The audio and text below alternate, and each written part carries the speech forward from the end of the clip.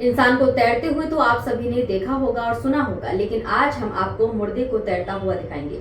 जिला मुख्यालय नूह शहर के कब्रिस्तान में जो मुर्दे दफन हैं, वह पिछले कई महीने से गंदे और दूषित जल में तैर रहे हैं। शहर के लोग, खासकर मुस्लिम समाज के लोग, कब्रिस्तान से पानी निकासी की दुहाई देकर थक गए हैं। आपको बता दें कि नूह शहर में जलभराव की समस्या कोई नई नहीं है।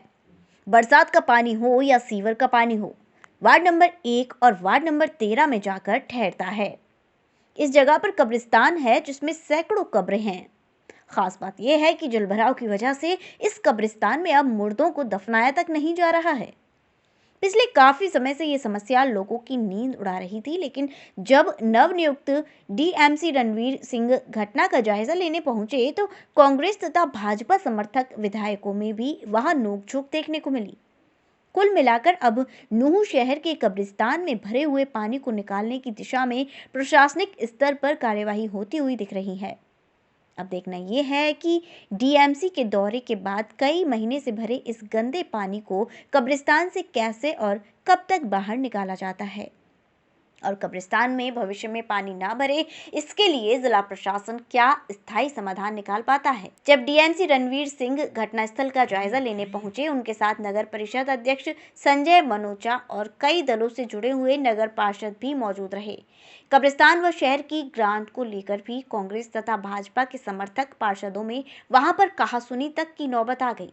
कुल मिलाकर जल्दी ही अब मुर्दों को गंदे पानी में तैरने से आज़ादी मिलती हुई दिख रही है। लोकसभा तथा विधानसभा चुनाव नजदीक हैं और आने वाले इन दोनों चुनावों में नूह शहर के कब्रिस्तान में भरे बरसाती व गंदे पानी का ये मामला चुनावी मुद्दा भी बन सकता है। इसलिए देर से ही सही, कम से कम सिस्टम ने कब्रिस्तान में भरे हुए पानी की सुध लेनी शुरू कर दी है, जिससे लोगों को अब राहत मिलती हुई दिखाई दे रही है। हद तो तब हो गई जो पार्षदों के बीच गाली गलौज तक की नौबत आ गई। अगर वहां मौजूद कुछ लोग बीच बचाव नहीं करते तो जूतम पैजार से भी इनकार नहीं किया जा सकता। ये मौका बात ये बिल्कुल बेसिक नीड है और ये इसका समाधान हम जो कंसर्न डिपार्टमेंट है उनसे बात करेंगे, प्रॉपर्टी किसकी है और कैसे इसके रास्ते का समाधान होगा, कैसे बाउंड्री होगी, हम कोशिश करेंगे कि इसका समाधान जल्दी ही हो। डीएमसी साहब जिन्होंने आज नई ज्वाइन किए, कल ही ज्वाइन किए, उन्होंने आज पहला यहाँ अपना दौरा किया है। उनसे हम आशा और उम्मीद जताते हैं कि उनके जो हमें आश्वासन दे गए हैं, तो हम उम्मीद करते हैं कि वो कुछ कराएंगे। यहाँ के हालात मैं आपको बता देता हूँ। पिछले कई वर्षों से यहाँ सटे हुए वार्ड नंबर 13 और वार्ड नंबर 1 नालियों के माध्यम से गंदा पानी यहाँ स्टॉक होता है। पानी का निकासी का कोई प्रबंध नहीं है। प्रशासन ने कई बार इंजन लगवाए, 4 दिन इंजन लगते हैं, जिसमें 2 दिन इंजन चलता है और कागज़ों में महीने भर का उसका रिकॉर्ड दिखा के पैसे ले लिए जाते, लूट लिए जाते हैं, लेकिन धरातल पे कोई काम नज़र नहीं आता। तो आज डीएमसी ने यहाँ दौरा किया है, उनसे हमें आशा और उम्मीद है कि अब कुछ सुनवाई होगी। देखो, डीएमसी अब नए आए हैं हमारे पास, पिछले जुम्मा को इन्होंने ज्वाइन किया है।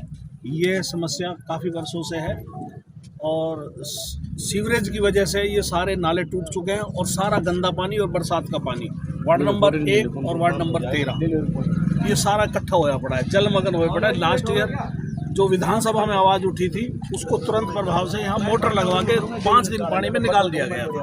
अब उसके बाद वो मोटर चोरी हो गई, अब पानी फिर भर गया। तो सफाई जो है इसका स्टेबल ऐसी है कि ये नाला बनना चाहिए और नाले के लिए लगातार पार्षद और हम मिलके कोशिश कर रहे हैं। नए हमारे पास डीएमसी आए हैं, हम इस पानी को अभी जल्दी से जल्दी मोटर खरीद के और इस पानी को निकालेंगे, जैसे लास्ट ईयर निकाला था, और नाले का उचित प्रबंध करेंगे।